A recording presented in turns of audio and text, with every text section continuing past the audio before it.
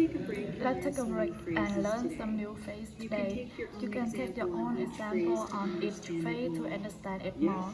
Yes, it is also a chance for you to learn English actively like what we shared before. Okay, the first is it just click.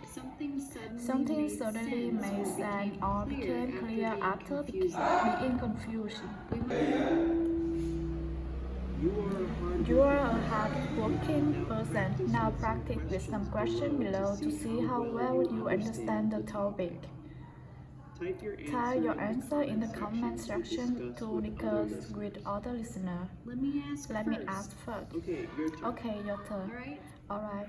How can using English in daily activity help with learning? Well, using English daily helps connect the language to real life situation, making it easier to remember. For example, narrating my actions or writing short lists in English keeps me practicing even during routine tasks. Excellent. This time you ask. How could watching shows with subtitles help you learn English? Language apps are very helpful. Watching shows with subtitles help connect spoken words to their written form, making it easier to understand and learn new vocabulary. It's also a great way to pick up common phrases and slang. Great job. Now this one fun, shadowing. Have you heard of it? Of course, shadowing is when you listen a short sentence and immediately repeat it, trying to mimic the pronunciation, rhythm, and intonation. It's like being an English-speaking parrot. But seriously, shadowing is one of the most powerful techniques. That's right. A study from Tokyo University showed that shadowing is one of the most effective methods for improving pronunciation and fluency. You can try it with your favorite YouTube video or TV show. Pick a short clip, pause, and repeat. It's a fun and powerful way to improve your speaking. Try this. Watch with subtitles first, then watch again without them.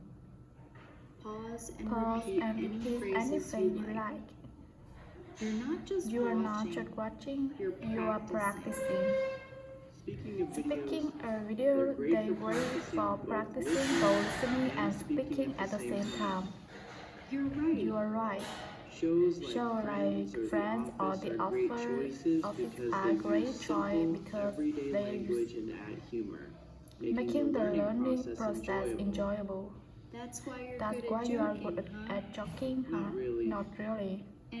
Anyway, his recommendations are good choice. You can pause after each sentence, repeat it aloud, and really pay attention to how the words are pronounced and the tone used.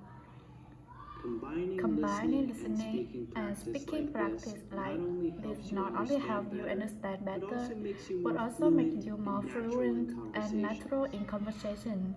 Now that we have covered some effective way to practice, let's go bit. Learning a language can sometimes feel like climbing a mountain, right? But what if you grow that mountain into smaller hills? Setting big goals can be tough, but breaking them down into smaller, more achievable steps makes it all much easier.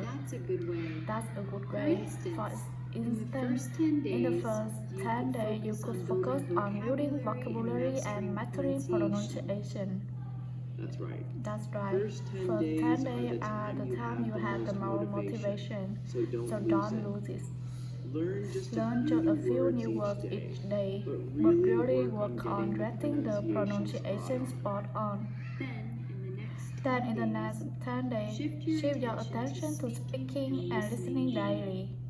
Yes, by the time you reach the final 10 days of the month, you can start aim for full conversation.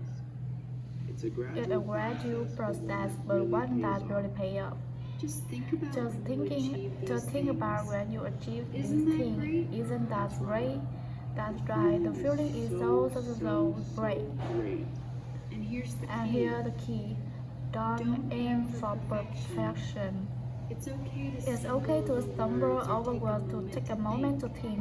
What matters is that you're communicating. No one can criticize you.